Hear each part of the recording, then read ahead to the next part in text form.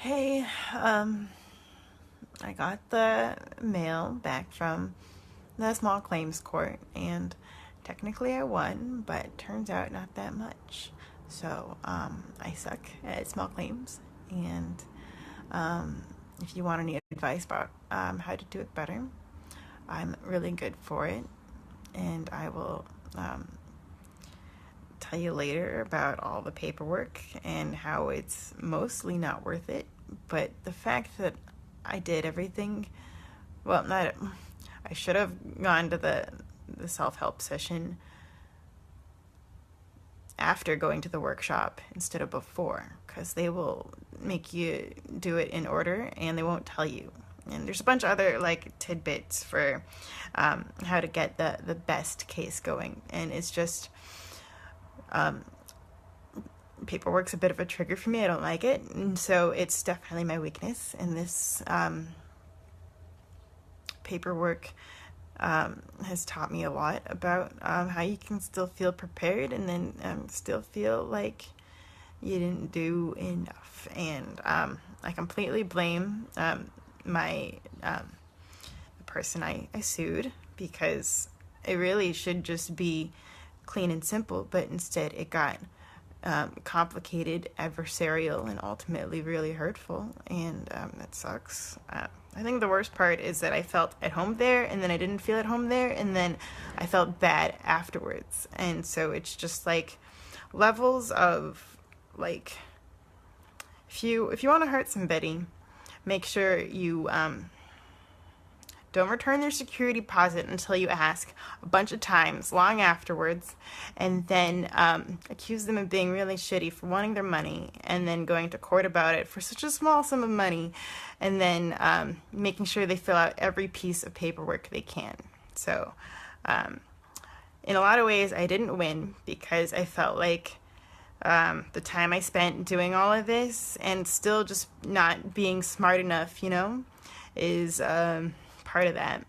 And so let me just say, I'm going to ask the clerk for a memorandum of costs and make sure I get at least paid back for what I feel like I'm owed for filing all the paperwork.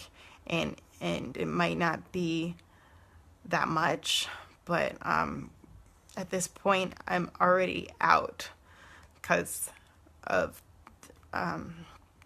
just like how I feel like these penalties that the law has is not super great. In some cases, you end up working really hard for something and you're not going to get it. And in some cases, mediation is a good idea. And for me, I'm really glad I didn't do it, because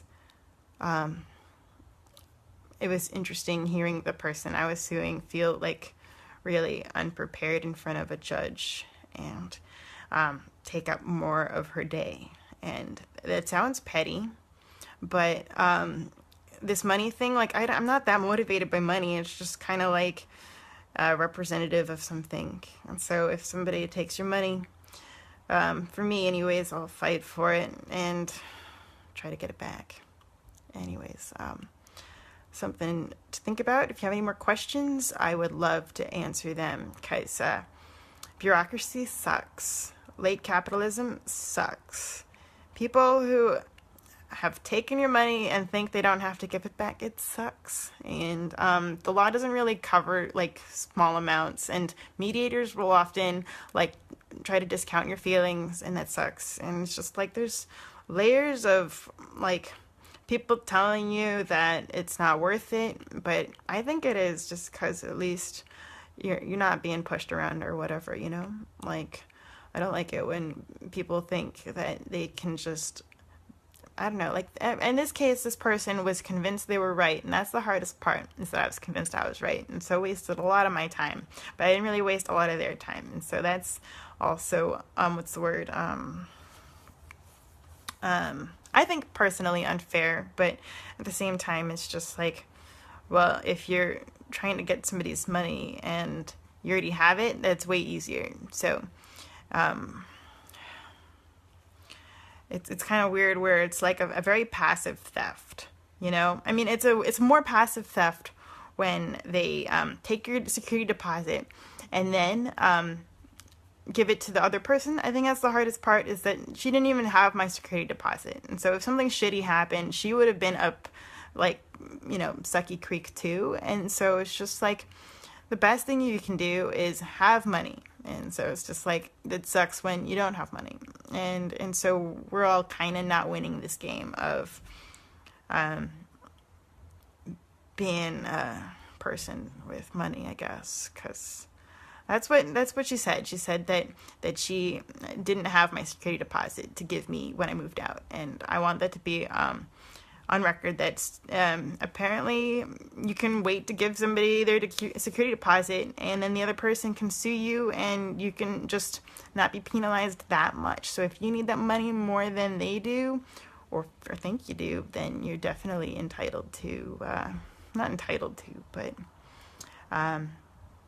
check the law in your local area, kids, before you do any kind of law queering, or, you know, whatever, pretending you're in like a casual co-op and you don't need to do things timely or whatever. Like, that's just disrespectful. And I normally say disrespectful, and I mean it like technically illegal, but I don't know. Like, there's just these weird gray areas of like, I'm still wrapped up in this thing where I feel like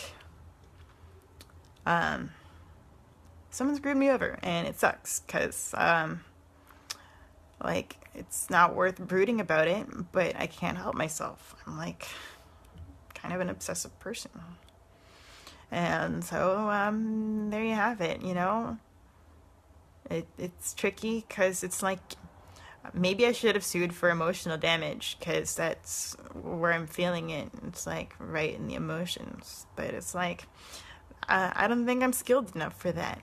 So, yeah, you have to like have some experts help you out with your forms to make sure you maximize your money, but then somehow don't pay the experts if you can, because that just cuts into any money you might get. It's really complicated. Anyways, continue to be confused about posts that I have about this particular endeavor. Anyways, goodbye for now.